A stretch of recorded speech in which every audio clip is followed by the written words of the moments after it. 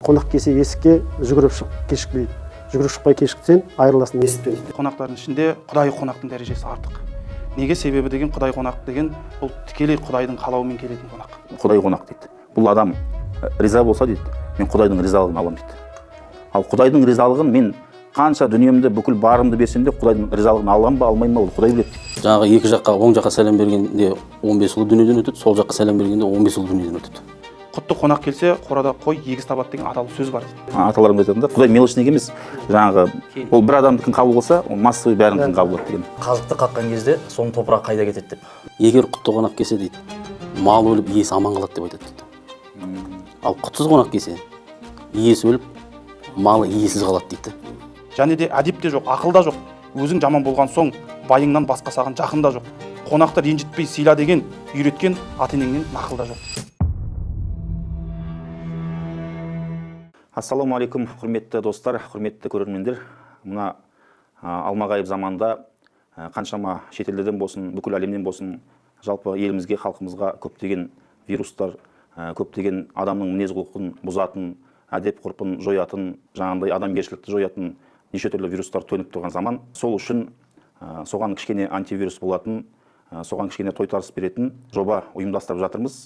Оның аты Қалқан Медиа жобасы. Бұл жоба Instagram және TikTok желісінде парақшамызды ашып, сол жерде жүргізіп жатырмыз.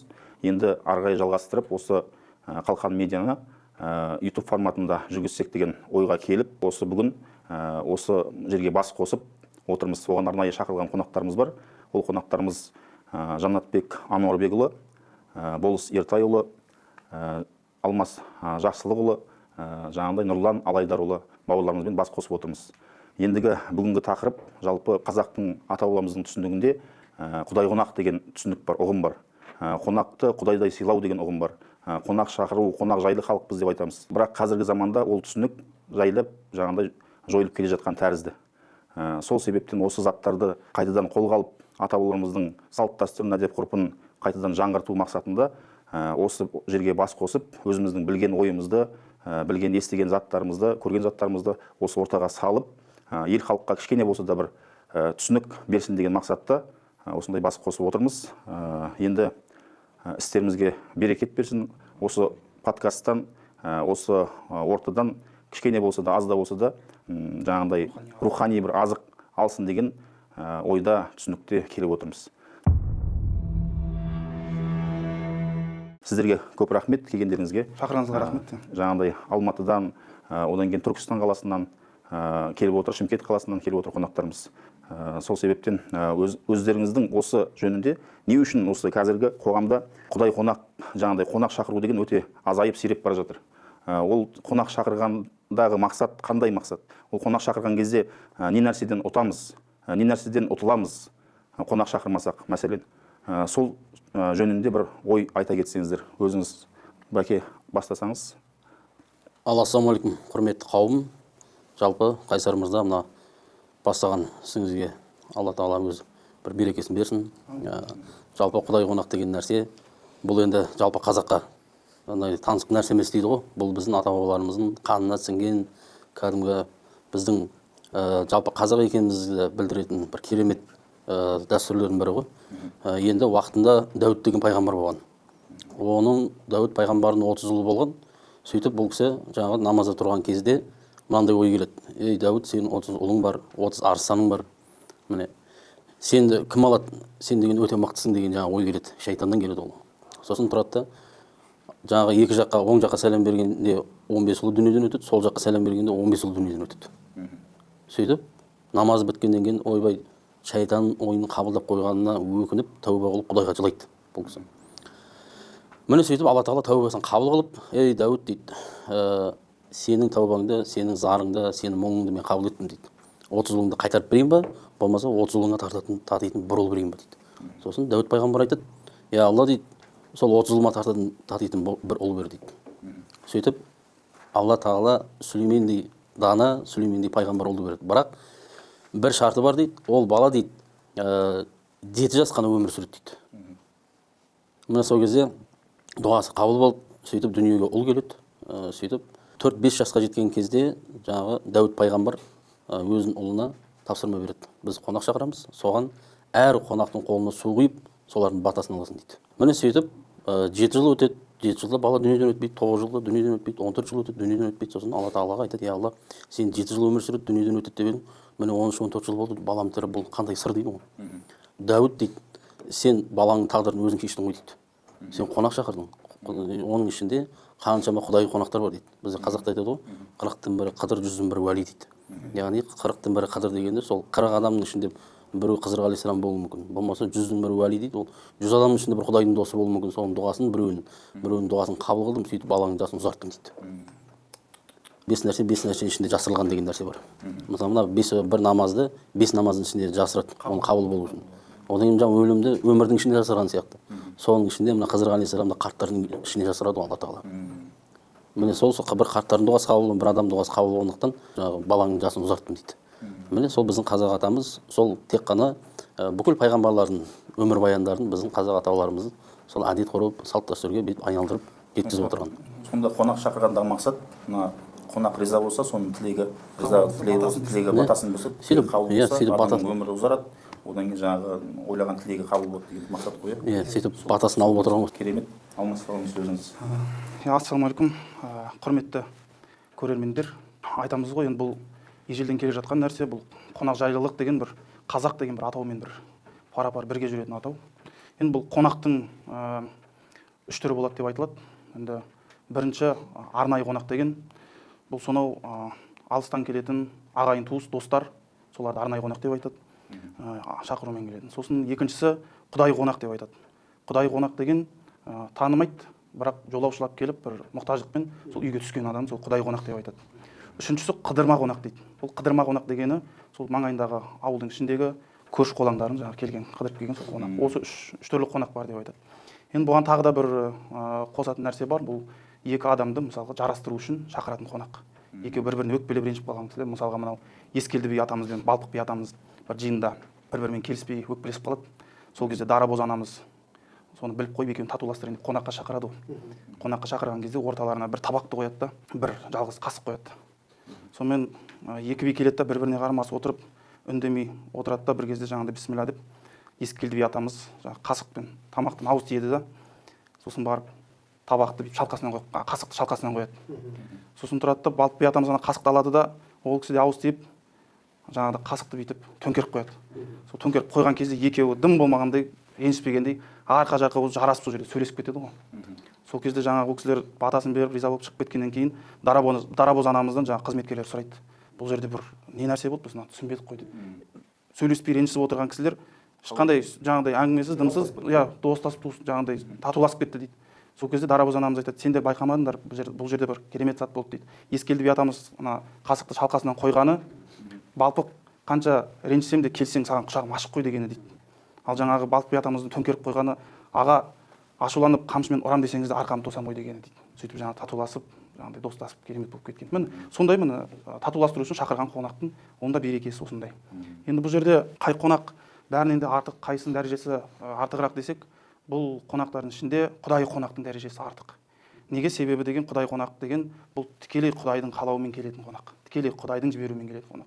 Ол құдай қонақты жаңағыдай қарсы алып алып разы қылған адам сол құдайды қарсы алып сол құдайды разы қылғанмен тең болады дейді. Міне осыған бір мысал ретінде ерте заманда екі көрші болады екен. Біреуі өте жомарт кісі болады, үйінен қонақ үзілмейді. Күндіз-түн әйтеуір келген қонағын қарсы алып шығарып салып сондай керемет болып. Ал оның көршісі үйіне адам кіргізбейтін сондай сараң бай екен. Әр уақыт жаңағыдай есігін кілттеп алып сөйтіп жүреді екен жаңағыдай. Соның бір уақыттарда жаңағыдай үлкен бір керуен келеді сол ауылға. Содан бір керуен екіге бөлініп, біреу жаңағы жомарттың үйіне, біреу байдың үйіне жаңағыдай түседі ғой. Сонымен енді жомарт кісі ана кісілерді жаңағы жылы шыраймен қарсы алып алып, еттерін тез-тез асып жіберіп, тамақтарына жаңағыдай майын, жаңағы құртын, бауырсағын төгіп, бала шағасын аяғын тік тұрғызып, жаңағыдай қызмет қылғызады. Сонымен тамағын ішіп болғаннан кейін бұл кісілермен жаңағы әңгімеге тартып, көңілдерін аулап, әбден сонымен жатып, әбден риза қылады ғой. Ал жаңағы Сараңбай деген ана керуен адамдар кіргеннен бастап, ойбай, айтпай аяқ астынан келдіңіздер ғой деп сасқан болып, асқан-сасқан болып, жаңағыдай дайын тамағымыз жоқ еді деп қатқан бір нан мен суын беріп, әйтеуір жақтырмаған кейіп танытып, үйтіп-бүйтіп әйтеуір ол да қондырады да ертеңінде шығарып салады. Жаңағы жомарт кісінің үйіне қонғандар батасын беріп, арқа-жарқа болып риза болып кетеді. Ал жаңағы Сараңбайдың үйіндегі кісілер кішкене қапаланып сөйтіп шығады үйден. Сосын сол керуен кетіп қалғаннан кейін біраз көп уақыт өтпейді, үлкен бір жұт келеді. Жұт келгеннен кейін бәрін мал қырылады ғой. Бұл жаңа жомарттың да жаңа байдың да бүкіл малы сарпылып өте аз қалады. Содан әйтеуір үйтіп бүйтіп жұттан аман есен өтеді бірен саран малдарымен. Содан тұрады да жаңағы қайтадан жомарт адамның малы көбейеді. 2 есе көбейеді ана байға қарағанда, Сараңбайға қарағанда. Сол Сараңбай келді де сұрайды ғой ана жомарттан. Бұл қалай дейді да, сен екеуміз малымыз бірге қорадан шығады, бірге келеді. Баратын жайылым екеумізде де бірдей. Неге сен көбейіп жатыр, неге мен азайып жатыр дейді. Сол кезде жаңағы жомарт айтқан екен. Сен білесің бе ана жаңағыдай құтты қонақ келіп еді ғой керуеннен, екеумізге де түсті дейді. Мен сол кезде соларды риза қылып батасын алып жібердім дейді. А сен болсаң солар жақтырмай жаңағыдай қабағын түйдің дейді. Құтты қонақ келсе қорада қой егіз табады деген аталы сөз бар дейді. Мен сол сөзге сендім дейді, және соған амал қылдым дейді. Бұл сол құтты қонақты риза қылып жібергеннің жаңағы берекесі дейді ғой. Сонда міне Онда кішкентай ғана зат, мысалға, өзінің тағдырын шешіп тұр. Иә. Бір қонақты риза қылды, бір қонақты жаңағыдай шығарып салды. Сол тағдыр өзінің тағдырын. Иә, қиыншылық келген кезде қайтадан аяғын тұрып кетуіне мына қонақтардың берген батасы, солардың ризалығы сондай берекесін беріп тұр. Иә. Алмас бауырымыз жаңағы қой егіз табады деп отыр ғой. Құтты қонақ келсе. Уақытында бір кітаптан оқып қалдым, Мөңке би бабамыз туралы. Уақытында мына Сырым батыр дейді ғой, сол кісінің бала кезінде, в общем, бұл кісі жаңағы жоқ іздеп, былайша айтқанда, ауыл-ауылға кетіп, аралап жүргенде кеш батып кетеді. Сөйтіп жаңағы көрші оралас, жаңағы бір ауыл барса, жаңағы Мөңке атаның үйіне түседі ғой. Ол уақытта бір бай адам болатын болса, міне басы жанындағы үйдегі ауылдар сол үйдің жаңағы бай үйдің жаңағы үйін көрсететін болған. Міне солар құдай қонақты солар күтеді. Сол үйге барыңыз деп жол көрсететін болған ғой. Міне сөйтіп жаңағы бала жаңағы тай мініп алып жаңағы бидің үйіне барады, Мөңке бидің. Сөйтсе жаңағы кітапта жазылады, жақтырмаған көрінеді жаңағы баланың баласының дейді да. Міне сөйтіп жаңағы қазақ үйіне кіргізіп, жаңағы шетпейін үстіне жауып, жаңағы баланы жаңағы бір кесе жаңағы шалабын беріп, сөйтіп жатқызып қоя береді дейді да. Сөйтіп енді елемейді да. Сөйтіп азында тұрса жаңағы байлап отқан тұсақ қойы дүниеден өліп қалады дейді ғой. Сосын жаңағы Мөңке би ашуланып жаңағы баланы тұрғызып алып, жаңағы құтты қонақ келсе мал егіз табады, құтсыз қонақ келсе жаңағы малды қырсық шалады деп. Сен құтты қонақ емессің, сен үйіңе қайт дейді ғой оған. Сосын жаңағы Мөңке ата дейді, жаңағы бала тұрасып. Бұл мақалдың дейді екінші жағы бар ғой дейді да. Бұл дейді, егер құтты қонақ келсе дейді, мал өліп иесі аман қалады деп айтады дейді. Ал құтсыз қонақ келсе, иесі өліп, малы иесіз қалады дейді. Сырымда атылым Сырым, соның бала кезіндегі. Енді бұл жерде Мөңке бидің де бір жағынан көрегенділігі шығып тұр да, ол баланы текті екенін болмаса, сондай бір жақсы екенін сынап көрсетіп тұр да, осы сахнаны көрсетіп тұр ғой. Бұл халық аузындағы әңгімелер сол кітапқа жазылған да, міне. Көрдіңіз бе, қазақтың. Бұл енді тәрбие болсын, өнеге болсын деп осы нәрсені айтып қалдырып тұр ғой сонда. Жалпы енді қазақта мынандай нәрсе ғой, жаңағы бір бәле келсе, немесе бір сынақ келсе, адам құдайдан деп жамандық деп қабылдайды.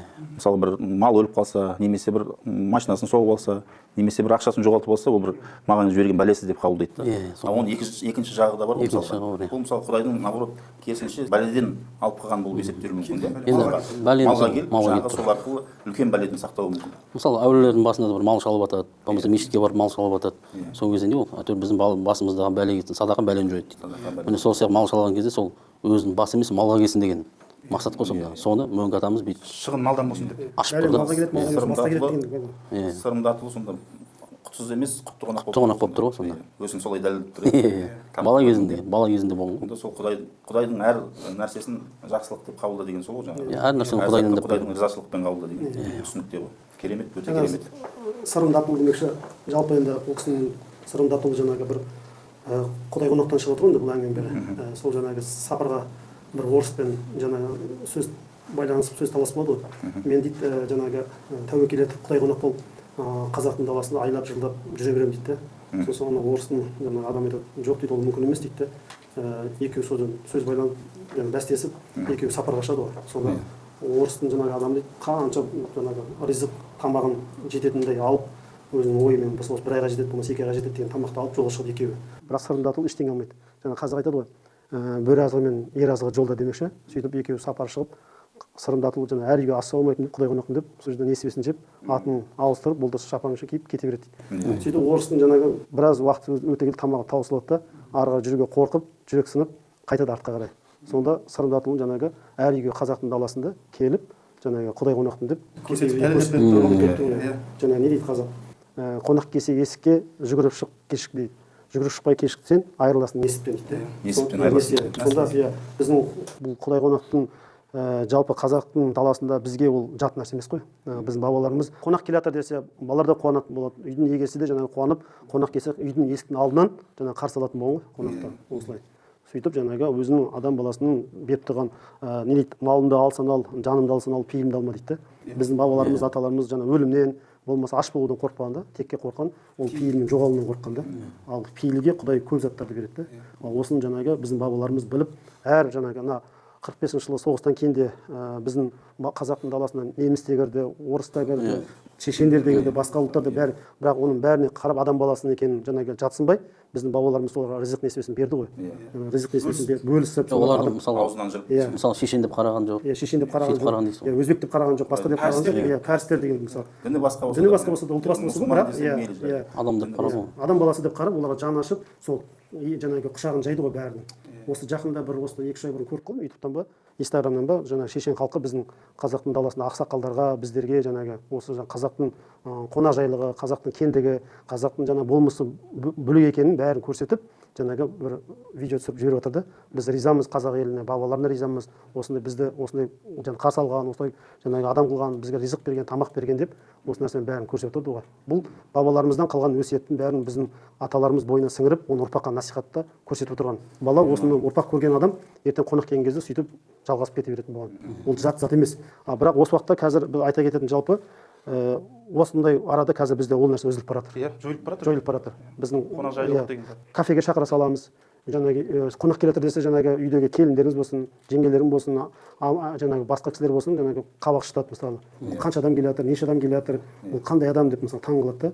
Ал кафеге бара салмаймыз ба, бүйте салмаймыз ба. Бүкіл несіптен, былайша айтқанда несібеден, Құдай берген жақсылықтан бұл жаңағы айырылады. Қырғыз ағайындар айтады ғой. Үйге қанша жаңағы не дейді? Қанша бұт келсе, сонша құт келеді дейді. Қанша үйге адам келсе, сонша құт келеді. Берекесі береді.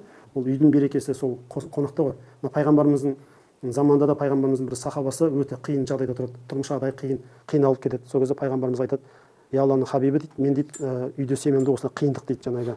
Сонда қонақ шақыр" дейді ғой. Сөйтіп үйіне барып әйеліне айтады: "Ертең біз қонақ шақырамыз, дайындал" дейді. Сонда әйел айтады: "Біздің үйде 1-2 адамға жетеді ғана ризық несібеміз, тамағымыз бар" дейді. Одан артық көп қонақ шақыра алмаймыз дейді. Сол онда 1-2 адам шақырамын дейді. Сөйтіп үйінен кеткен кезде айтады: "Мен 1 адамды қонаққа шақырамын" дейді, "Дайындал" дейді. Сөйтіп кетеді. Мешіттен келе жатқан кезде әйел дайындалып, біраз уақыт күтіп қалады. Далаға шығып қараса дейді, 11 адам келе жатыр дейді. Жаңа күйеуімен бірге 11 адам. Сосын асып-сасып үйге кіреді деп, мен 1 адам деп айтып едім, бұл кісі қанша адам ертіп келе жатыр деп, сөйтіп ойлап болған жоқ дейді. Үйге кіріп келді дейді, жаңағы қонақпен жолдасы күйеуі кіріп келді дейді. Сөйтіп жаңағы қонақ қылып, риза қылып, батасын алып, қонақ шығарып салып кетті, далаға шығып барса дейді. Жаңа 2 адам кетіп барады, 2 адам артынан бақашайын кетіп бара жатыр дейді. Біраз уақыт жүрген кезде бақашайын жерге сіңіп кетіп жоқ болып кетті дейді. Сөйтіп бұған таң қалған әйелі күйеуіне сұрайды. Ол күйеуі барып пайғамбарымыз саллаллаху алейхи вассаламнан сұрайды: "Осындай болды, бұл жағдай не дейді?" Сонда жаңа сен 11 адам болып көрген дейді. Ол дейді, сенен 11 дейді, 10 адам, 1 адам дейді, 10 несібесімен келе жатты сен шаңырағына дейді. Оның 9-ы сонымен қалып, оның 1 несібесі онымен кетті дейді. Шыққан кезде дейді, сен үйдегі тіл көз, көре алмаушылық, жамандықтың бәрі бақашайын болып үйден сені аластап желесініп кетті дейді. Сөйтіп сол 2 адам кетіп бара жатқан себебі сол дейді. Ол жаңағы үйге шақырмаған осы заттан айырылады ғой. Айырылады ғой. Сонда бұл жаңағы не нәрседен құр деген кезде келген несібеден, сосын жаңағы не нәрседен құтыласың деген кезде бәле жаладан құтыласың ғой. 1 қонақ шақырумен, 1 адамды қонаққа шақыру. Ол 10 адам шақырса не болады? Ол 100 адам, қазақтың жаңағындай тойында деген 100 адамсыз той өтпейді ғой мысалға, 200 адамсыз. Әрқайсысынан 9 береке қалады. 9 береке. Сонда қазақ деген жалпы білген ғой осы нәрсені бәрін әдеп құрып, Құдай қонақ деп үлкен оценка беріп қойып кеткен ғой деймін да. Сонда Құдайдың ризашылығын былай айтқанда тез алатын бір қылық, бір әдеп қой сонда, иә, Құдай қонақ деген. Құдай қонақты сен риза қылып жіберсең, риза қылып жаңағы оны жаңа күтіп, оның батасын алып сен жіберсең, сол риза болса, онда демек Құдай риза. Сол себептен Құдай қонақты айтады дейді. Уақытында бір кісі жаңа шәкірттері жалғыз жасап келеді ғой, былайша айтқанда, шағым түсіріп, "Я ұстаз дейді, біздің дұғамыз қабыл болмай жатыр" дейді ғой. "Қанша дұға қыламыз, Құдайдан мына зат сұраймыз деп, бірақ қабыл емес" дейді. Сөйтіп ана кісі айтады: "Сендер дейді, күнәларың көп болғанымен, жаңағы көп нәрсені жеңілдікке санағаннан кейін сендердің дұғаларың қабыл емес, ол ауыздан шыққан" дейді. "Сендер былғанбаған ауыздан дұға алыңдар" дейді ғой. Сосын ана кісілер тұрып: "Ол қалай?" дейді. "Сендер тұрып топ болып Құдайдан сұраңдар" дейді ғой. "Жиналып сұраңдар сендер" дейді. Сосын жаңағы ғана кісілер тұрады, топ болып қонақ шақырып, бір дастархан бұл жерде, бір жағында сылтау ғой дастархан.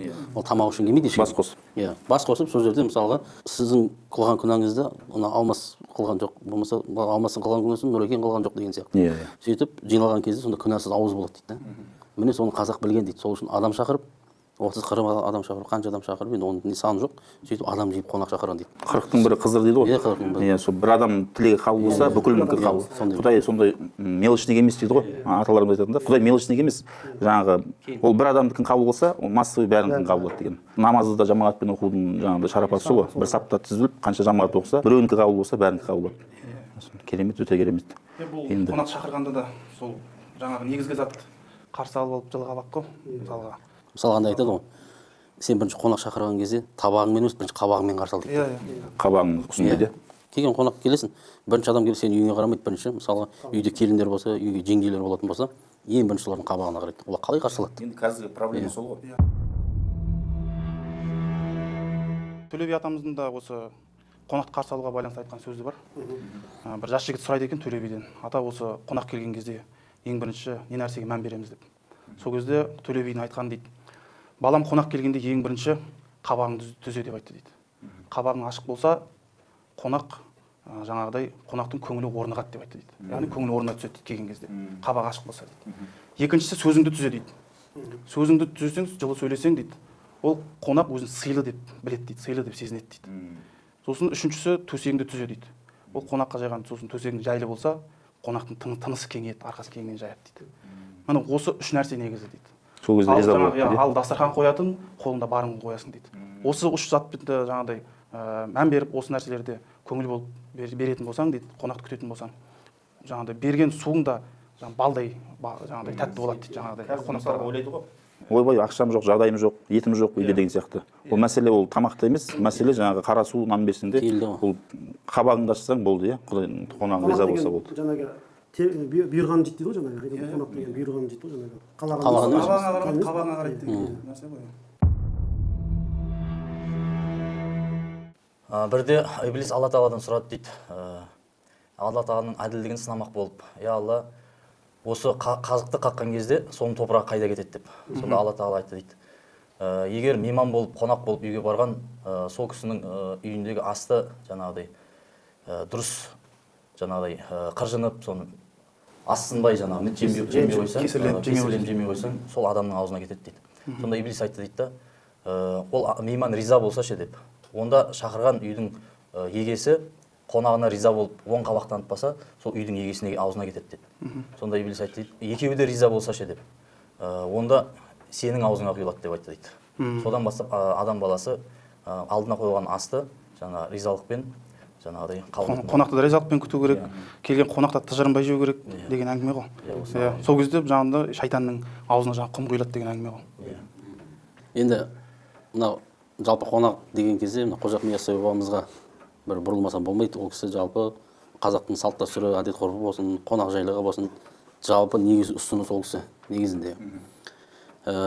Уақытында мына кесенеге енді Қожа Ахмет Яссауи бабамызға бай бағландар келіп сәлем беретін болған. Сосын Яссауи бабамыздың кімге жаңа құрмет көрсету керек деген кезде ол кісі айтқан. Жалпы жаңа Құдай қонақ болмаса кедей жетім кесірлер бар. Міне соларға құрмет көрсететін болған негізінде. Сөйтіп өзі де айтқан. Міне сөйтіп жаңа шәкірттері жалпы сол уақытта жаңа байлар келіп Қожа Ахмет Яссауи бабамызға өзі келіп сәлем беретін болған. Бірақ жаңағы Құдай қонақ болмаса жетім кесірлер келетін болса, бабамыз өзі барып сәлем беретін болған. Қарсы алып. Сонда шәкірттер сұрайды, неге сіз? Мына байлар болса медресеге, сізге мына жалпы шәкірттерге жәрдем беріп жатыр. Оларды қарсы алмай неге мына кедей кепшік болсын, Құдайға мұсапірлер болсын, міне соларды қарсы аласыз деп. Міне сол кезде ол кісі айтады ғой, бай бағландардың дейді, бұл заманда дейді, олардың байлықтары бар, басқалар олардың тірегі бар дейді. Ал кедей кепшіктердің, ал Құдай қонақ болса, мұсапір болатын болса, олардың Құдайдан басқа кімі бар дейді ғой. Міне сол үшін міне Құдай қонақ деген нәрсені Яссауи бабамыз да уақытында қатты құрметтеп қарайтын болған. Енді кесене болғаннан кейін уақытында қаншама Түркістан болғаннан кейін, енді әулиелердің сұлтаны болғаннан кейін қанша мысалға адамдар сәлем беріп келетін болған. Міне солардың бәрінің көңілінен шығып, негізгі мақсат сол болған. Келген Құдай қонақтың тамағын болмаса бұйымтайынан, көңілінен, ризалығынан шықпай, тыныш таппайтын болған ғой. Сондай өсиеті бар Яссауи бабамыздың. Керемет, иә. Мынау мысалға бұл Яссауи бабамыз деп отырсың, Машһүр Сүбатанды айтқаны бар. Бұл жаңағыдай келген қонаққа дәм бермеген үйдің ризық несібесін шайтан жейді дейді. Ризық несібесін шайтан жейді, яғни кетеді, ризық несібеден айырылады дейді. Содан бөлек жаңағы Шәкәрім атамыздың да айтқан сөзі бар, еңбектерінде келеді, бұл қонақжайлылық деген адамгершіліктің бір өлшемі дейді. Адамгершілік, сол өлшем қонақжайлылықтың өлшемі. Имандылықтың да белгісі деп айтады Шәкәрім ата. Осындай аталарымыздың қалдырып кеткен өсиет сөздері, салт дәстүрдің барлығы бекерден бекер емес қой. Жаңа айтып отырсыз ғой, анау жаңағыдай шешендер болсын, басқа ұлттар болсын, әлі күнге шейін мысалға айтып отыр. Рахмет айтып отыр. Сол аталарымыздың сол қонақжайлылық менің міндетім деп қараған нәрсесі әлі күнге шейін қазақты абырой алып келіп жатыр ғой. Мысалға не үшін әйтпесе, просто қазақ деген атың үшін ғана емес, сол аталарымыздың қылған сол қонақжайлылығын, еңбегінің себебінен осындай қазақ. Бір мысалға баяғыда бір ролик бар еді ғой, бір құртты мысалға бөліп жеген. Мысалға қандай бар тағы баяғыда роликте де көрсетеді ғой, шекарада, шекараға барған кезде, жаңағы шекараға барады ғой қазақтар, соны КамАЗбен тұрған кезде жаңағы шешен жігіттер күтіп алады ғой, жаңағы Қазақстан номерін көреді да, жаңаларға риза болып мына жерде тамақ жасап қойған алдында қазақтың жаңағы дальнобойщиктер дейді ғой, сөйтіп келе жатқан кезде сол жерде сый-сияпаттарын беріп, олар айтады ғой, неге деген кезде, сендердің біздің ел болып қалыптасуымызға мына қазақтар себепкер болған, алып қалған бізді кезінде, аштықтан, басқадан. 2022 жылы жаңағы Түркия қаласына бардық қой жұмыстармен. Сол кезде бір Бурса қаласынан басқа бір қалаға бару болды автобуспен. Сөйтіп жүріп келе жатып бір топ жігіттерді көріп сұрадық қой жол жөнекей. Жігіттер жаңағы автовокзалға қалай барады, одан кейін қай жерден такси ұстаймыз деп. Сол кезде бір жігіт жаңағы суырып шығып, сіздер Қазақстаннансыздар ма дейді. Иә, Қазақстаннан біз, қазақсыздар ма дейді. Иә, қазақпыз дейміз. Сөйтіп тұрды, онда жүріңіздер, сіздерді алып барып тастаймын деді ғой жаңағы автовокзалға. Сөйтіп жаңағы отырып, енді таксист шығар деп ақшасын береміз ғой деп отқанбыз. Сөйтсек жете берген кезде жаңағыдай ақшасы керек емес сіздердің жаңағыдай жүріңіздер қонақ қылайын деп сіздерді деп бір кафеге апарып тамақтандырды. Сосын жаңағы әңгімелесіп отырып сұраймыз ғой, неге соншама әуре болдың депші жаңағы. Сөйтсе жаңағы абхаз жігіт айтады да, негізі дейді, менің атам мен әжем, оның әжелері, аталары дейді да, айтып отыратын дейді. Қазақ көрсеңдер, басқа қай жерде жүрсеңдер де, қазақ көрсеңдер, оларға көмектесіп, жаңағыдай қызмет қылып жүріңдер деп өсиет қылған дейді. Біз сол туысқандарымызбен, ағаларымызбен бәріміз сол қазақ көрсек сөйтіп көмектескіміз келіп тұрады дейді жаңағыдай. Соны неге деген кезде біз абхаз халқы дейді, жалпы қазақ халқына өте қарыздармыз дейді. Өйткені бізді сол қиын қыстау заманда жаңағыдай сол кезде өздері біздің бала шағаның бәрін бала кездің бүкіл семьясын өздерінің нандары жоқ дейді, жаңағыдай бір асып төсіп жатқан жаңағыдай байлығы жоқ дейді. Бірақ күн әрең көріп жүрген қазақтар дейді, біздің ата бабаларымыздың өзінің үйіне кіріп, екінші семья қылдырып, жаңағыдай кіргізіп алып, бағып, жаңағыдай аман алып қалған.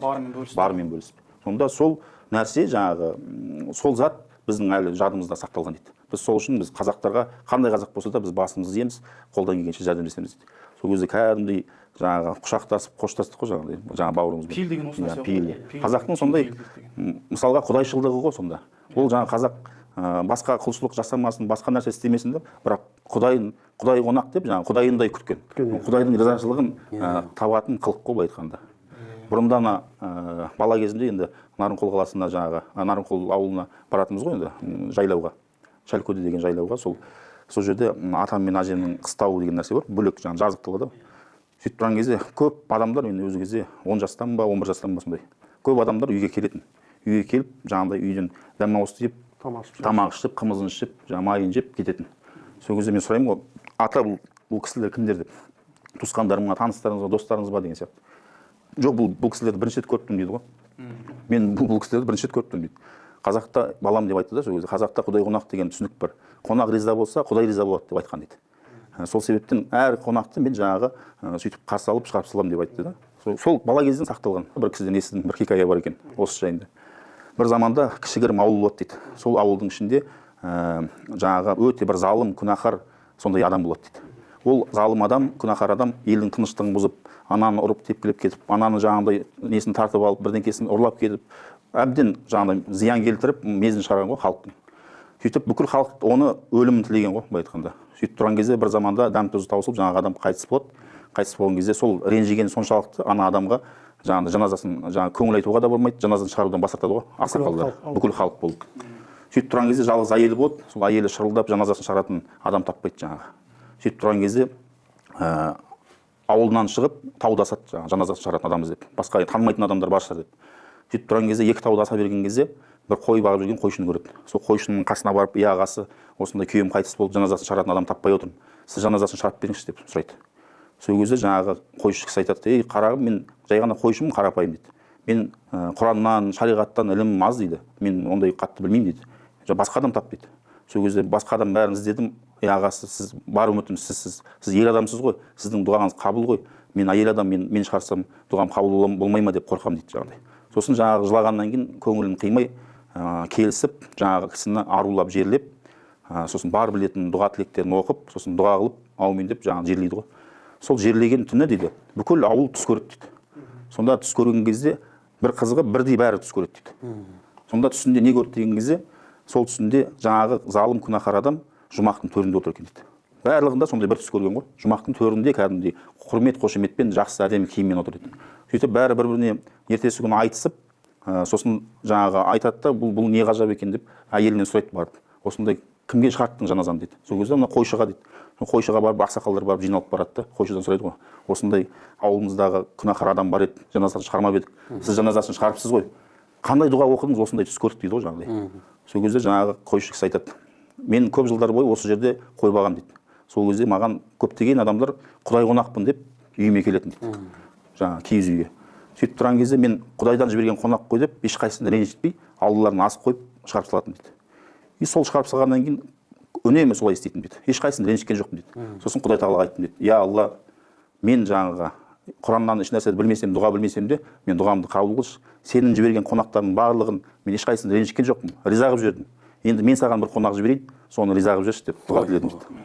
Сонда сол бір тілегі, кішкентай тілегі жаңағы Құдайға сөзін өткізіп тұр ғой. Сонда қонақ жайлы, Құдай қонақ деген кішкентай ғана түсінік ата-бабаларымыздың қалған мұрасы былай айтқанда. Сол қалай жаңағы Құдайдың қанша залым болса да сол бүкіл нәрсе күнәсін кешіріп сондай дәреже беріп тұр. Құдайдың белгісі ғой енді берген. Сонда қазақтың дәстүрі, әр салт дәстүрінің өзі үлкен бір жаңағыдай Құдайдың жағатын қылықтары ғой. Ана жақсы екен азығы жаман балаға 40 жыл азық дейді ғой. Мына біздің ата-бабаларымыздың тастап кеткен мол мұрасы бізге қияметке дейін жетеді ғой осындай. Мына бір ғажап нәрсе ғой. Мысалы Құдай қонақ деген нәрсе қазіргі заманға таптырмайтын нәрсе. Мысалы мынандай сөз бар ғой: басыңа қиыншылық түссе дейді, қонақ шақыр дейді. Егер үйленбей жатсаң, қонақ шақыр дейді. Егер балаң болмаса, қызың үйленбей жатса, сен қонақ шақыр. Жұмысың жүрмей жатса, онда қонақ шақыр дейді. Міне әр адамның бағана сонда 9 береке қалып тұрса, біреу өзімен кетіп тұрса, Одан кейін атасы болып тұрса жаңағы. бүкіл баяғыдан сөз бәле жала сонымен кетіп тұрса, мысалы ол өте күшті нәрсе ғой былай айтқанда. Қазақтың қоғамында қазіргі данымен Айырып бара жатқан нәрсе ғой. иә, қазақтың қоғамында керек зат қой. А оны қадір қасиетін түсінбегеннен кейін ренжиді жаңағыдай. Не үшін қонақ шақырасың, андай мынандай деген сияқты. мына өзбек халқының енді өзбек өз ағамыз дейді ғой. Иә. Жалпы сондай бір керемет сөз бар өзбек. Енді ол кісілер бір сапарға шығатын болса, бір жолға шығатын болса, жолдасың қазақ болсын деп айтады. Оны сөз бар. Баяғы президент айтып еді. Иә, сол Ислам Каримовтың айтқан сөзі бар ғой. Иә, сөйтіп мына қазақтың бағасын біз өз ағаларымыз берген да былайша айтқанда. Жолдасың қазақ, ал бізде айтады: жолдасың Хызыр алейхиссалам болсын дейді. Ал біздің өз ағамыз, өзбек ағамыз былайша айтқанда жолдасың қазақ болсын деп, сонда бізді қазақ елін жоғарыға бағалап жолдасың Хызыр болсын деп тұр ғой. Жолдасың қазақ болсын деп тұр да. Сонымен қазақты Хызырға теңеп тұр былайша айтқанда. Керемет, өте керемет. Бұл қонақ жайлылықты осы жаңағыдай Төле би атамыз, Айтеке аталарымыз негізі әңгіме көп қой. Осы зат негізі бала шағаларға негізі үйрету керек. Сондай түсінік қалыптастырып қой. Мына қонақ келе жатыр деген нәрсені береке келе жатыр, қуаныш келе жатыр деп. Құт келе жатыр, байлық келе жатыр деп соның атын ауыстырса, ол кәдімгідей үлкен тәрбие қуанатындай жағдайға жеткізу керек болып айтқанда. Мысалға ана Мұқағали атамыз айтады ғой: су сұрасаң сүт берген, айран берген дейді. Мысалы қандай тәрбие жатыр, бір ауыз сөз. Мысалы сен бір атпен келесің, болмаса бір үйге бір келесің, я жеңеше болмаса я келін бір су берші. Сосын саған тұрады да мысалы бір айран әкеліп береді, жанында бауырсағы мен. Ол мысалы сол үйдің келіннің тектілігін көрсетеді, қонақ жайлығын көрсетеді, құдайшылығын көрсетеді. Неге? Өйткені сол үйдегі келін де, болмаса жеңгеміз де, анамыз да білген құдай қонақ келіп тұр, міне құдаймен бірге келіп тұр ол негізі. Құтты қонақ сол, құдай қонақ болып келіп тұр. Соған тұрады да ұсынады, бәрі содан 9 берекесін алып қалып тұр ғой өзінің. Нағашы атам баяғыда бір осыдан 7-8 жыл бұрын айтып отырды. Бір кісі телефонмен сөйлесіп отыр. Біз таңғы шайда отырғанбыз сол жерде. Сәлем беруге жаңағыдай әке шешемізбен. Сөйтіп барған кезде соны бір кісі звондап қалды. Сосын: ой қарындасым, жаным, күнім, болды келе ғой жаңағыдай. Сені күтіп аламыз. Сол балаларым айтып қойдым. Сені жаңағыдай апаратын жеріне апарады, жаңағы больницасына апарады, бәрін қонаққа күтеді. Сосын біздің үйге де келесің. Одан кейін жаңағы сені шығарып салады. Бәрін реттеп қойдық, келе бер дейді. Айтып звондап жатыр да, жаңағы сөйлесіп отыр. Сосын телефон қойып болғаннан кейін бізге айтады да: жаңағы кісіні мен өмірімде көрмеген дейді. Танымаймын дейді. Мүлдем танымаймын дейді. Көрмеген дейді. Не үшін бұлай істеп отырмын дейді да. Бұл бұлай істеген себебім дейді. Бұл қонақ дейді, құдай қонақ дейді. Бұл адам риза болса дейді, мен Құдайдың ризалығын аламын дейді.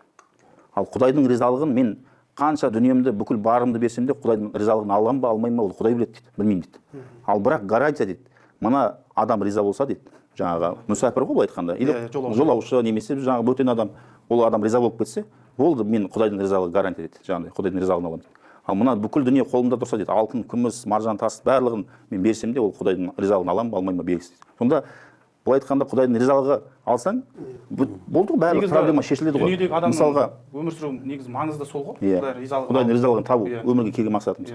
Мысалға президент риза болса, мысалға саған өте қатты ризашылығын білдіріп тұрса, мысалға сен қандай саған зеленый свет болады бәрі нәрсе.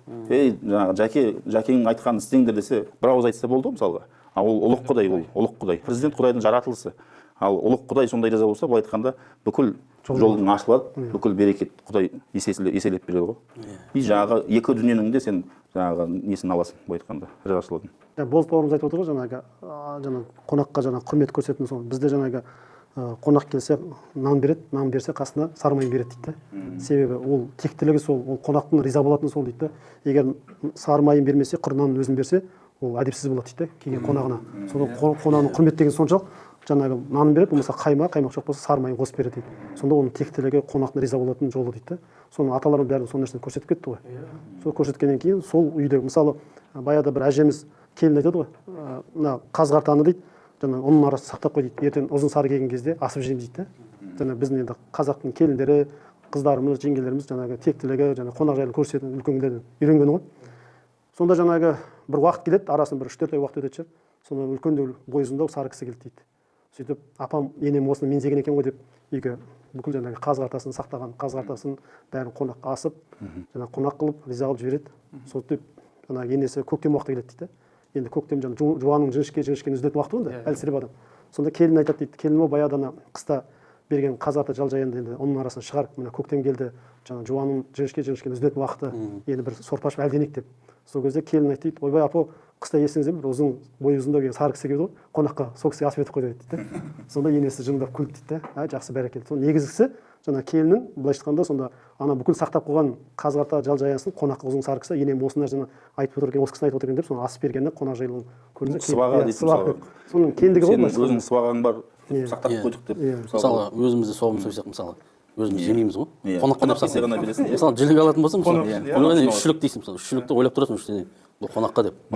Осы нәрседен де біз өзімізден шығып жатқан жоқ қой. Бұл нәрсені ата-бабаларымыз жанын пида қылдырып, қаншама еңбек жасап бізде түсінік қалыптастырып кеткен ғой, қанымызға бекітіп деймін да. Бұл нәрсені ақырындап жойылып бара жатыр да, сол нәрсе. Осы нәрсені қайта-қайта айта беріп, осы заттарға қатты жаңағыдай былай айтқанда, енді оқырмандарға жаңағыдай көрермендерге айтарым, бұл жақсы затты жаңағыдай жоғалтып алмай жаңағы дәріптеу керекпіз да, жарнамаламау керекпіз. Осы барынша мысалы көрдіңіз ба, видео таратып, осыны көріңдер деген, енді қаншама керемет ғибратты әңгімелер айтылып отыр ғой мысалға. Әйтеуір бір кішкентай түсінік болса, қалыптасса болды. Соның өзі балаға болсын, қазіргі таңда бала емес, үлкен әке-шешесінде де болсын, осы нәрсені есту керекпіз. Әке-шешесі естігеннен кейін, түсінгеннен кейін ол автоматически баласына беріледі. Мынандай бар ғой, қазір енді бізде блогерларымыз көп, мысалға. Міне осындай нәрселерді олар жарнамалау керек. Мысалы қазір мынандай блогерлерді көріп отырамыз ғой, енді YouTube, Instagram, қазір енді сондай заман. Жаңағы үйінде тамақ жасап жатады, сөйтіп қасық түсіп кетті, жаңағы біреу келетін сияқты есіктен болып сөйтіп андай ойнап сөйтіп істейді да. Керісінше әзіл ретінде. Ол мысалы әулиелер болмаса біздің ата-бабаларымыз оған қандай жұмыс жасады, былай айтқанда көздерінен жас емес қан ақты ғой. Осы жұмыс үшін, ұрпақ үшін. Ал біз осындай сол нәрсені келесі ұрпаққа біз де тастауымыз керек қой. Оны қалай тастаймыз? Сол Құдай қонақ деген біреу қонақ келетін болса, ой қасық түсіп қалса қонақ келеді деп сол қонақтан Құдайдың берген ырзығын жасырып, сөйтіп жарнамаласа, оны кішкентай балаларды көріп отыр мысалы. Ол ютубтан көреді, тиктоктан көріп отыр сол нәрсені. Подсознание әсер етеді ғой. Сол нәрсені істейді ертең. Сөйтіп мына жақсы зат адамның берекелі болуы, бақытты болуы, сөйтіп жай қала береді, ұмытып кетеді, болды. Адам бақытты болудан қалады сосын. Мысалы қазір көбісі жылап отыр ғой, қалай бақытты боламыз, қалай не істейміз, қанша ақша табады, қанша дүниеге барады, шетелге барады, ойбай 3 қызыл дипломы бар. Мысалы осындай қарапайым нәрселерден жібереді да, сосын бақытсыздыққа ұшырайды. Семьяның берекетсіз болып жатқаны, жаңағыдай ажырасып жатқаны, одан кейін ырзық несібесі азайып жатқаны, барлығы осы қонақ шақырмаған кесірі ғой. Ал егер қонақ шақыр, жаңа пайғамбарымыз айтты дедіңіз ғой, бір қонақ шақыр, сол кезде жаңағы 10 несібемен бүкіл бақа-шаяның бәрі сыртқа шығады. Сонда осы затты түсінсек болды ғой деймін да. Сол кішкене бір қара су, қара нан берсең де, әйтеуір бір қонақ шақырсаң да, айына бір әдет қылу керек қой былай айтқанда. Айына бір мәрте қонақ шақырмаса, жаңағыдай үйің былай айтқанда мола болады. Әзірет Әлидің сөзі бар дейді ғой, ондай. Қонақ келмесе, ей Алла, сен мені неге жазаладың деп сөйтіп айтады дейді ғой. Сен мені жазаладың ба деп. Сонда үйінде дым жоқ болса да қонақ келеді екен сонда. Мысалы. Біз ата-бабаларымыз сол анау уақыттан бері сол жеткен әңгімелер ғой. Бәрі. Бізге деймін да, қазір Аллаға шүкір, мына заманда нан да бар, май да бар, варенье жемейміз ғой даже қазір уақытта. Жаңағыдай бір торт бірдеңке болмаса бір шай іше алмаймыз мысалға. Ал ата заманымызда наннан басқа, неден басқа ешнәрсе болмаған ғой. Соның өзінде осы әдеп ғұрыпты сақтаған. Бар болған сайын біз наоборот тарылып баратырмыз да былай айтқанда. Мен енді жаңағы басынан өткен бір нені айтып берейін оқиғаны. Осыдан 6 жыл бұрын, енді 6 жыл болды енді 2020 жылы Қызылордада бір жеңгеміз хабарласады. Кеш уақытта сағат 2 қыстың кезі. Жәке дейді, мен бір кісімен кетіп баратырмын пойызда дейді. Ол кісі Түркістанға келе жатыр екен. Сіз Түркістаннан бірінші рет келіп жатырсыз, сіз күтіп алсаңыз қолыңыз бос бола ма? Жақсы, күтіп алайын деп мен телефонын беріпті. Сол 5-тің шамасы уақытында хабарласты. Пойыздан түсем, Жанатбек деген сіз болса, мен боламын. Сөйтіп күтіп алдым. Ақтөбеден келе жатыр екен. Сонда ана кісі айтады, мен Түркістанға дейді, жаңағы келгім келді, жұмыстан бақтыдан шығып, билет алып кетіп қалдым дейді, бір өзім. Қайда келе жатқанын білмеймін дейді, бірақ әйтеуір келе жатырмын дейді. Сосын мен қайда келесіз, қайда барасыз десем, жаңағы Арыстан бабқа зират қылып, соның басына түнеп, сосын ертең қайтам кешкісін пойызға билет алып қоймын дейді. Сосын күн суық енді. Соны тұрайтын, ол Арыстан бабтың басына қонатын болсаң, сонда бірінші үйге барып шай тамақ ішейік. Ана кісі айтты енді, жолдан келесіз шай. Жоқ, рахмет, ниетіне рахмет, шай тамақ ішпеймін, бірден апарып тастасам болды. Сосын жарайды енді, екі орта жақын. Апарып тастадым, бірақ сіз осында қонатын болсаңыз, ертең азанда алып кет десеңіз алып кетейін. Болмаса мына жерде таксилер жүр, хабарласың, шыққан кезде мен үйге үй тамақ, жаңағы тамақ істеп қоямын, келіңіз, сөйтіп бір нан ауыз тиіп үйге қонақ болып кетіңіз дедім де. Сосын жарайды деді. Ертеңінде таң азанда хабарласты 11-ге таман. Жәке келе жатып отырмын деп. Болды, осында жерде түспаңыз деп. Сосын түсіп алып үйге келдім. Үйге келіп шай тамақ бар, бәрін беріп отырсақ, ана кісі күледі. Сөйтіп айтып отыр ғой жаңағы. Мен дейді, кеше сені апарып тастағаннан кейін үйдегі жолдасыма дейді, әйеліме хабарластым дейді. Сөйтіп әке-шешем бәрі хабарлап, аман-есен жеттің бе, қайда бардың, не істедің деп сұрап отыр. Сосын айттым дейді, осындай пойызда бір кісімен таныстым. Сөйтіп ол кісі біреудің телефонын берді, Жанатбек деген, ол кісіге хабарластым. Сосын кейін ол күтіп алды да жаңағы үйіне шақырды, мен шай тамақ, мен ішпеймін деп айттым. Сосын Арыстанбапқа әкеліп тастады. Арыстанбаптан қондым, қазір мен сол үйге кетіп баратырмын қонақ болып. Сөйтсем әйелім айтып отыр дейді, ей бұл заманда ол заман кім тегін апарып тастайды, кім тегін күтіп алады, кім үйінде тегін қонақ қылады. Сен ондай жоқ. Сен ана кісінің телефонын жіберіп қой, машина фото түсіріп, машинасының суретін жіберіп қой. Енді алда жылда саған бірдеңе болатын болса, сол арқылы табамыз деген айтып отыр дейді да жаңа. Соң ағамыз күледі, ей жоқ, ол ондай адам емес, ол түрі келіскен, жаңа өзіміздің бауыр таныстық деп үйде айтып отыр ғой. Сонда жаңа қонақ қылып, әйтеуір жаңа қазақта енді ырым бар ғой, жаңа құрыс үйден құрыс шықпа деген нәрсе. Әйтеуір барымызды кигізіп, жаңа бала шағасына кәдес идық беріп, ясауитан басына зират қылып, пойызға апарып салып жібердім. Содан тегін енді жаңағы. Содан бір аптадан кейін хабарласады. Ойбай Жанатбек, менің бала шағам, менің әке-шешем сұрасқан 80 асқан. Менің әке-шешем бәрі сені көргісі келіп отыр. Саған алғыстан басқа айтар жоқ. Бәрі саған риза болып отыр. Сен Ақтөбеге келсеші дейді маған. Мен Құдай қаласа бір уақыт түскен кезде жол түскен барамын деп. Сөйтіп бәрі саған риза болып отыр. Саған бәрі осылай жаңағы көргісі келіп отыр. Сен бір күні кел, бала шағамен бе кел дейді. Сосын жарайды деп арада бір жыл өткеннен кейін сол келесі жылы сонда қысында бардым ғой. Сөйтіп шықтым, жақындап қалдым десем, ол кісілер жаңа үйіне тамақ асқан, күткен. Біз енді қыс болғаннан кейін жол кішкене тайғақ болып, әзерден сағат 11-дің шамасына бардық жаңағы. Үйіне барсақ әке-шешесі ұйықтамай отыр ғой. 80-дегі кісілер. Сендерді көріп, қолдарында амандасып, сәлем беріп, анау Түркістаннан келдіңдер ғой деп жаңағы. Сонда ана кісі айтып отыр ғой, сен біздің баламызды риза қылып жіберген кезде біз таң қалдық дейді ғой. Біздің ата-бабаларымыздың салты, әдебі, ғұрпы әлі өшпеген екен ғой. Бұны жаңғыртатын адамдар бар екен ғой деп таң қалдық дейді. Ондай жоқ қой дейді, жаңағы бір жерге апарып тастасаң, сен ақша сұрайды дейді. Бір жерге тамақ беру үшін сен оны ақша сұрайды дейді. Сен тегінен күтіп аласың, тегін апарасың, үйіне қонақ қыласың, еще сыйлық беріп жүресің бізге дейді жаңағы. Бұл не деген бұл жаңағы тәрбие дейді, не деген бұл қазақтың жаңағы бар затты үлкен кісілер біліп тұр ғой. Үлкен кісілер біліп соған риза болып отыр. Біз сағат түнгі сағат 11-де барсақ та ана ұйықтамай отыр ғой. Жаңағы ас үстімізге түсіп, жаңа қызмет қылып, тамақ жеңдер сендердің сыбағаларың деп бізге ризашылығын білдіріп, ана жерде әке-шешесі, бала-шағасы бәрі. Сөйтіп енді қазір алдағы шүкір 6 жыл өтті ғой. 6 жыл болса да қазір араласып құраласып тұрамыз. Ол кісі бізге келеді, бала-шағасы. Сонда таңғы айтайын деген, сонда Құдай қонақтың жаңағы бір тамақ риза күтіп алып, тамақ беріп шығарып салғанына, ана кісі әке-шешесі қандай риза болып, жасарып отыр ғой сонда. Бұндай әлі ұмытылмаған екен, бар екен ғой бұндай салт дәстүрді жаңа дәріптейтін деп таң қалып отыр ғой. Өте керемет. Жәкең екеуміз бір жағдайға тап болдық та. Бір жігіт жаңадан үйленген екен. Сөйтіп Жәкең екеумізге енді несін айтып береді, былай айтқанда мұңын шағып береді да. Үйленгенімде бір жаңадан 3 жыл болған да үйленгенімде. сөйтіп енді келін қалай деп сөйтіп сұрап отырмыз ғой. Енді қазіргі келіндер бір жағынан қалай деп енді сұрап отырмыз ғой.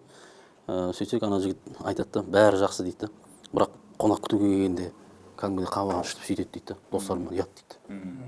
Қонақ шақырмай. Қонақ шақырамын, мен өзім тәрбием деп, мен өзім тараздың жігітім дейді. Бізде ол жақта деген кәдімгідей қонақ деген кезде ас үстіңе түсіп, бүкіл мен әке шешем болсын, жаңағы әпкелерім, ағаларым болсын, ой қонақты жақсы, бәрі қонақ күткенді жақсы көреміз дейді. Мына үйлендім дейді, мына жаңағы өзінің әйелін айтып отыр ғой. Қонақ күтуге кәдімгідей қонақ шақырсаң шекесі тырысып қалады дейді. Ол балаға әсер етеді ғой. Иә, балаға әсер етеді. Қанша несібеден, қанша неден, берекеден. Иә. Тәлім тәрбие деген сол ғой. Адам жаңағы баласы сен айтқаныңды істемейді, сен көргеніңді істейді дейді ғой. Сен жаңағы мамасының ішкі жаңағы қабақ шытылғанын или ішкі недовольствосын бала тез қабылдап алады дейді. Ана подсознание дейді ғой. Подсознаниеде ол қалжың немесе өтірік или просто так показуха деген нәрсені ол қабылдамайды дейді, прямой қабылдайды дейді подсознание. Міне содан кейін шығады ғой кафеге қонақ шақыру деген нәрсе. Мысалы әйелің қабақ шытып кафеге шақырасың. қой енді арқа жарқа отырайын дейтін достармен сөйтіп. Қазіргі заманда сондай ғой мысалға. Сол зат иә. доғару керек қой негізі. Қазіргі қоғамның дерті ғой. Иә. Үйіне шақырмайды, үйіне шақырылмағаннан кейін кафеге шақырады, шығынданып болса да. Иә. Құдай тағала енді жалпы жәрдем берсін, түсінік берсін, иә. Болыс бауырымыздың жаңағы келіншегі жаңағыдай қабақ шытып жақтырмайды деген әңгімесін енді бір тұздық болсын. Мынау Маңғыстауда өткен жырау әулие бабамыз Қашаған атамыз мынау бір ел аралап жолаушылап жүрген кезінде бір кешқұрым бір ауылға келеді. Бір ауылға келген кезде жаңа бір сол жаңа айттыңдар ғой жаңағыдай сол ауылдың бір бай кісіне үйіне жібереді екен деп.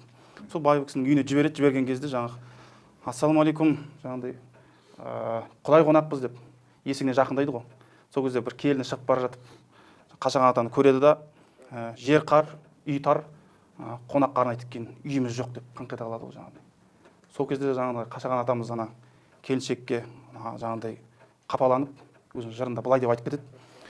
Сіздердей біздің елдің жас келіндер еді ғой үндемейтін төмен бұғып, оң жақта отырушы еді сін алып, қонаққа тұрушы еді төсек салып, қызыл шай қонағына құюшы еді алдына дастархан жая салып, ал сенде ұят та жоқ, иба да жоқ, шамасы ұялатын иман да жоқ, және де әдеп те жоқ, ақыл да жоқ, өзің жаман болған соң байыңнан басқа саған жақын да жоқ, қонақты ренжітпей сыйла деген үйреткен ата-енеңнен нақыл да жоқ дейді. Міне бір келіннің жаңағыдай айтқан бір сөзі пейілі бүкіл былай айтқанда иман да жоқ деп тұр, иба да жоқ, ұят та жоқ сенде дейді. Содан бөлек ата енесіне де сын келіп тұр. Жақсы үйретпеген сендерге. Бір күйеуіңнен басқа ешкім жақтырмайсың деген сөз. Иә. Күйеуіне жақсы болғанмен қонаққа жақсы болмаса ол дұрыс емес та. Қонаққа сондай жылы шырай таныту керек деген. Енді қарап отырсаңыздар бүкіл жаңа пайғамбардың айтқан осы ғой тәрбие. Иә. Жыраулардың айтқан бәрі қонақ деген бір жеңіл қарайтын нәрсе емес. Бұл сондай Құдайдың бір келе жатқан жақсылығы қарсы алып алсаң, сосын барып оның батасы сенің қиыншылығынан шығаратын. Одан шығып кеткен кезде жаңа үйден кететін бәле жала, тіл көз, оның барлығы осы қонаққа байланысты. Иә. Ой, рахмет. Сізге өте күшті, мазмұнды, мағыналы әңгіме болды деп ойлаймын. Енді біздің әңгімеміз жалпы елге ақыл айту емес, елді үйрету, жаңағыдай бір өзімізді көрсету емес, бір әйтеуір бар білетіндерімізді, естігенімізді, түйгендерімізді ортаға салып, әркім өзіне керек затын алса, біз мақсатымыз осы негізінде. Сол себептен осы қорытындылай отырайық бұл әңгімені, сұхбатты. Жәке, өзіңіз бір қорытынды сөз айтып жіберсеңіз. Ал енді Қайсар бауырым, рахмет, Алла разы болсын. Қалқан медиаға осындай сұхбатқа шақырып отқаныңызға. Себебі бұл елдің тағдыры, елдің болашағы, ұрпаққа өнеге өсиет. Сол себептен еліміз аман, жұртымыз тыныш болсын, ай мен күнде жарқырап, әлемге үлгілі болсын. Ата-бабаларымыздың еңбегі жана берсін. Аумин. Осы Қайсар бауырым, мына Қалқан медиа, мына жалпы YouTube арнасы медиасын ашып отырсың ғой, жалпы бұл өте кәдімгі елге керекті бір медиалардың бірі болсын. Міне осындай қазаққа керекті нәрселерді, ұмытып кеткен нәрселерді жаңартуға міне отырған баршамызға соны нәсіп қылсын. Баяғыда бір кісіден сұрапты ғой, қазақ жәннатқа кіре ма деп, сол кезде жоқ, кірмейді, есіктен сығалайды деген ғой. Сөйтсе жаңағы кісі айтады деді, есіктен сығаласа болды, төрге шығады ғой деп. Міне біздің халқымыз міне сондай халық қой. Бүкіл былайша айтқанда бүкіл әлемге былайша үлгілі болған біздің ата-бабаларымыз. Міне осы нәрсенің арқасында. Міне сол нәрсені бізге де нәсіп етсін бәрімізге. Осы мына түсірген, айтқан нәрселеріміз бәрі мына халықтың көңілінен шықса, жаңағы бір арманымыз орындалады деген ойдамыз. Рахмет. Әлеке. Енді көп айтамыз ғой, елдің болашағы жастардың қолында деп. Енді жастар болғанда қандай жастар?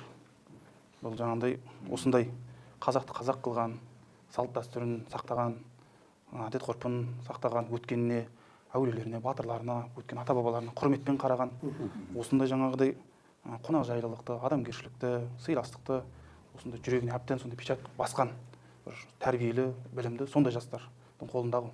Сондай жастарымыз көп болсын. Осы жақсылықты, осы салт дәстүрлерді, осы жаңағыдай ата бабадан келе жатқан, былай айтқанда адамгершілікті насихаттайтын осындай үлгі өнегені жастарымызға, бала шағамызға тезірек сіңірейік, тезірек соған еңбек қылайық. Әумин айтқан жасын. Нұреке, өзіңіз. Анау енді қонақжайлылық деген қазақ халқының ұлт болып ұлысуының бір белгісі.